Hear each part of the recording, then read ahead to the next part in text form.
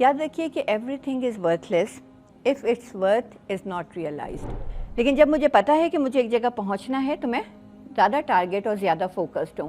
A very important one is to teach. ہر تخلیق کچھ نہ کچھ سکھا رہی ہے، پھر چاہے وہ سبق ہو یا نصیحت ہو.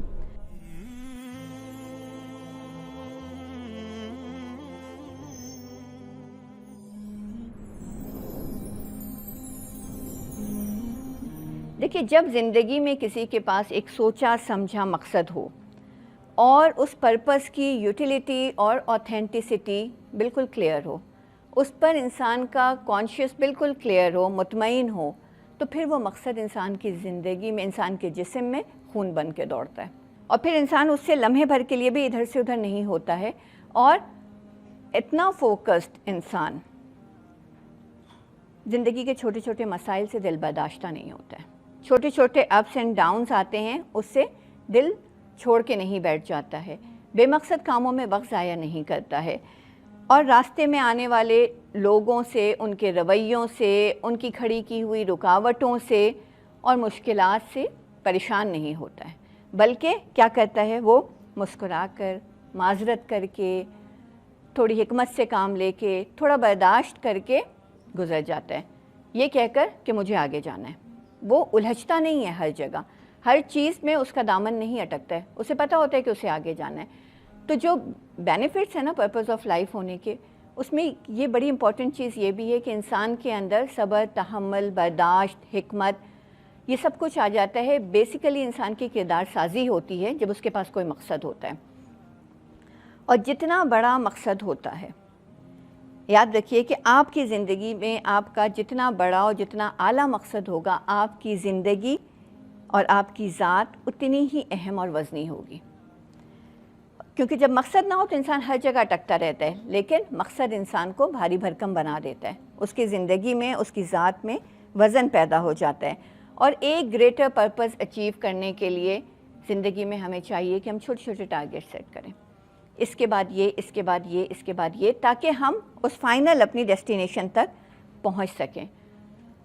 تو اپنی زندگی میں ضرور کوئی پرپز جو ہے وہ ڈیزائن کریں، چھوٹے چھوٹے ٹارگیٹس رکھیں، دنیا میں اپنی پہچان بنانے کے لیے اپنے آپ کو ڈیزائن کریں، اس طرح بلڈ کریں کہ دنیا میں بھی آپ کی پہچان ہو، اور جو اللہ تعالیٰ نے ایک زندگی کا عظیم مقصد دیا ہوا ہے اس کو بھی ہم فلفل کر سکیں کہ آخرت میں ہم کامیاب ٹھہریں.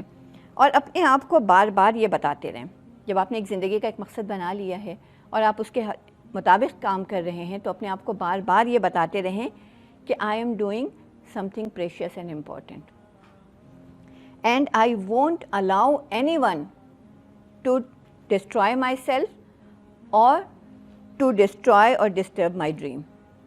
تو لہٰذا کوئی بھی شخص ہے، چاہے وہ آپ کو بلی کر رہا ہو، چاہے پہ باتیں بنا رہا ہو، چاہے آپ کے راستے میں رکاوٹیں کھڑی کر رہا ہو، آپ نے ان سے صرف نظر کر کے آگے بڑھنا ہے، اپنے مقصد پہ نظر رکھنی ہے، اپنا فوکس جو ہے اس کو لوز نہیں کرنا ہے.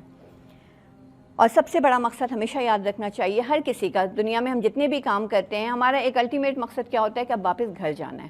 کتنے بھی بڑے سفر پہ نکل جائیں ہماری زندگی میں، یہ ہوتا ہے کہ الٹیمیٹلی ہمیں واپس گھر جانا ہے، وہاں جا کے سکون سے رہیں گے. تو یاد رکھیے کہ ہمارا گھر جنت میں ہے، اور ہمیں اپنے آپ کو سیف اینڈ ساؤنڈ وہاں پہنچا دینا ہے.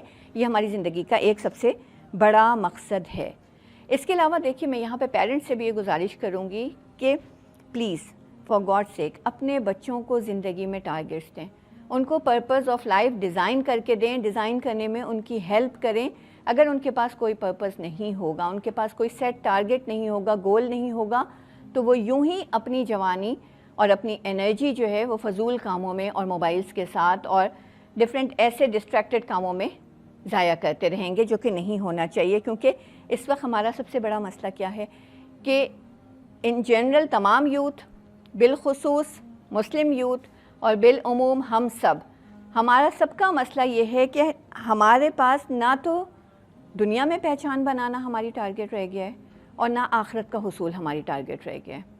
تو یہ دونوں مین ٹارگیٹس ہیں جن کو اچیو کرنے کے لیے آپ کے پاس کوئی نہ کوئی سیٹ فارمولا، کوئی نہ کوئی ڈیزائن ہونا چاہیے جس پہ چل کر کے آپ یہ دونوں ٹارگیٹس جو ہیں وہ اچیو کر سکیں. So change your life, and design your purpose of life and make your life وردی. اگر آپ کے پاس یہ دونوں ٹارگیٹس نہیں ہیں, یہ پرپز نہیں ہے, تو پھر آپ کو ایسا ہی لگے گا کہ آپ کی زندگی جو ہے وہ ورتھ لیس ہے.